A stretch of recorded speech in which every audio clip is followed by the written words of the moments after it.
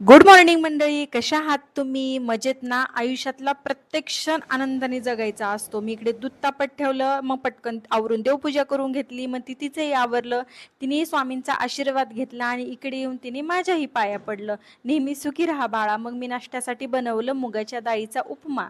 मग नंतर तिथे आणि मी नाश्त्याला बसलो. तिथला उपमा बघूनच खावंसं नाही वाटत आहे. मग तिला म्हणलं तिथे बाहेर काहीच नाही खायला भेटणार, पटकन खाऊन घे, बाहेर जायचं आपल्याला. मग आम्ही तिघही निघालो तिला हॉस्पिटलला घेऊन जाण्यासाठी. कारण ती आता 5 वर्षाची झाली आहे, तिला इंजेक्शन द्यायचं होतं. मग आम्ही हॉस्पिटलला पोहोचल्यानंतर छोटे छोटे बेबी बघून तीही हॅप्पी झाली.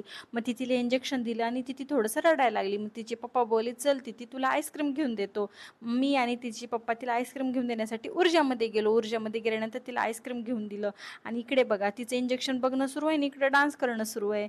बघा कशी मस्ती घालते ती. मग तिचे पप्पांनी मला मँगो लस्सी घेतलं, त्यांच्यासाठी त्याने ताक घेतली आणि तिच्यासाठी आईस्क्रीम. चला मंडळी, भेटू नेक्स्ट व्हिडिओमध्ये. Bye bye.